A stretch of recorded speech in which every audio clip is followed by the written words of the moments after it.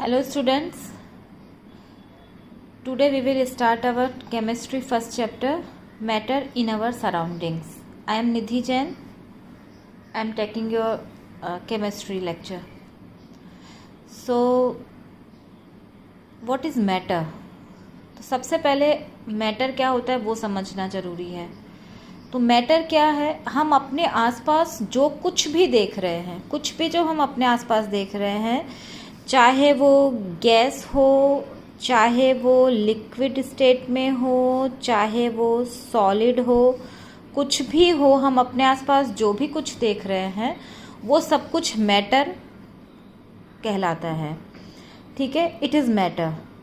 तो जो हम ब्रीथ कर रहे एयर, जो फूड है हम खा रहे हैं, हमारे आसपास स्टोन्स हैं, ट्रीज़ हैं, पेबल्स हैं, सैंड है, और मीन्स लिविंग थिंग जितनी भी है, नॉन लिविंग थिंग्स जितनी भी हैं, वो सब मैटर है।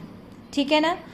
तो मैटर के अंदर सबसे पहले यहाँ पर हम जो कंसिडर करेंगे वो हम मैटर की, चूँकि हम केमिस्ट्री पढ़ रहे हैं इसलिए, और यहाँ पर हम अभी मैटर की फिज़िकल प्रॉपर्टीज़ को ही डिस्कस करेंगे। मैटर जो है ना, उसको हम ये कह सकते हैं कि एनीथिंग, इसकी डेफिनेशन हम ऐसे दे सकते हैं कि anything which have mass and volume. ठीक है, कोई भी चीज़ जिसके अंदर कोई मास है या उसका कोई वॉल्यूम है। मास हम मैटर करते हैं, मास हम यहाँ पर इंडिकेट कर रहे हैं कि जैसे कोई सॉलिड चीज़ है तो हम उसको उठाएंगे तो उसके अंदर कोई वेट होता है, और वॉल्यूम जैसे कि कोई लिक्विड है या कोई भी चीज़ है तो उसका कोई एक वॉल्यूम होता है। तो मास और वॉल्यूम अगर किसी के अंदर भी है तो वो कहलाती है, मैटर कहलाता है। अब अगर हम यहाँ पर पूछे तो गैस के अंदर भी मास होता है, गैस का भी वॉल्यूम होता है। जैसे अगर हम किसी गैस को किसी कंटेनर के अंदर भरते हैं तो उसका वॉल्यूम भी काउंट होता है और उसके अंदर मास भी होता है, उसका वेट भी होता है। ठीक है, तो यहाँ पर सबसे पहले जो है, anything which have mass and volume is matter. ठीक है, अब यहाँ पर मैटर जो है, पहले जो स्टार्टिंग में होता क्या था कि जब साइंस ने इतना इम्प्रूव नहीं था साइंस के अंदर, पहले हमारे जो फिलोसोफर थे, इंडिया में भी जो फिलोसोफर थे, वो इसको कहा करते थे कि पंच तत्व होते हैं। ठीक है ना। उन्होंने कहा कि कोई भी चीज़ जो बनी हुई है ना, वो पंच तत्व से बनी हुई है। पंच तत्व के अंदर क्या आता था? एयर आता था, इसके अंदर अर्थ, इसके अंदर आएगा फायर, इसके अंदर आएगा स्काई, और इसके अंदर आएगा वाटर। यानी इनका ये कहना था, जो हमारे एंशियंट फिलोसोफर थे, उनका ये कहना था कि कोई भी मैटर जो है वो इन 5 चीज़ों से मिलकर के बना हुआ है। एयर हो, चाहे अर्थ हो, चाहे फायर हो, स्काई हो और वाटर हो, इन्हीं से बनता है और नष्ट होने के बाद इसी के अंदर ही वापस में मिल जाता है। ठीक है, तो ये हो गया हमारा पंचतत्व। ये हम लोग एंशियंट फिलॉसफी की बात कर रहे हैं, लेकिन धीरे धीरे जब साइंस के अंदर इन्वेंशंस होते गए, यहाँ पर एक्सपेरिमेंट्स होते गए, तो हमने बहुत कुछ मैटर के बारे में जाना। यहाँ पर हम फिज़िकल, सबसे पहले इस चैप्टर के अंदर जो हम पढ़ रहे हैं वो हम पढ़ रहे हैं फिज़िकल नेचर ऑफ मैटर।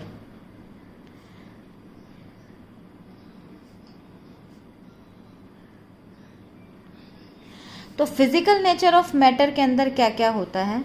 सबसे पहला क्या है इसके अंदर कि मैटर जो है ये छोटे छोटे पार्टिकल्स से बना हुआ रहता है। तो इसके अंदर फर्स्ट जो पॉइंट है वो क्या है? Matter is made up of particles. इसको हम कैसे समझ सकते हैं कि मेटल जो है वो कंटिन्यूअस नहीं है। देखो, 2 तरह का हो सकता है कि मेटल जो है, पहले कहा जाता था कि मैटर कंटिन्यूअस है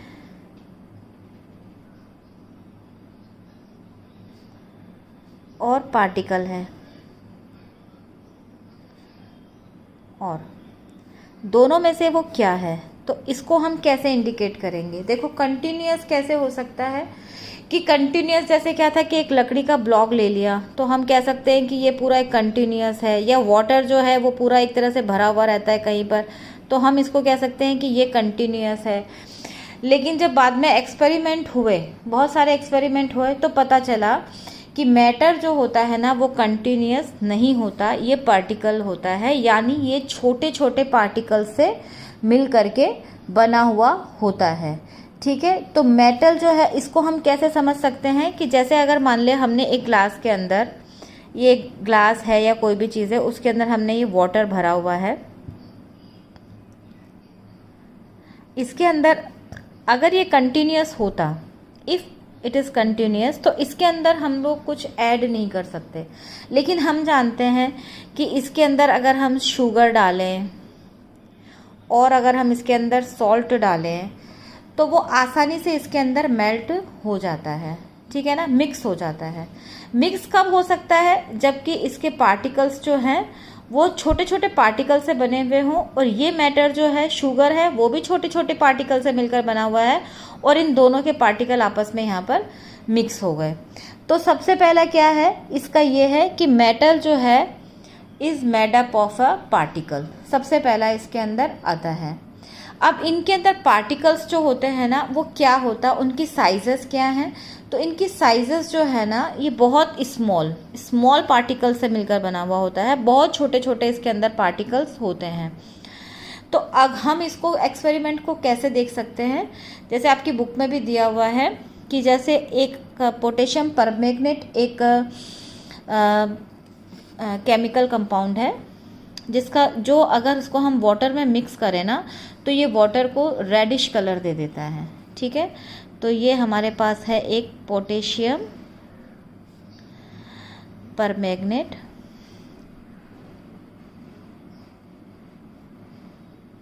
ठीक है ना, मिक्स विद वाटर,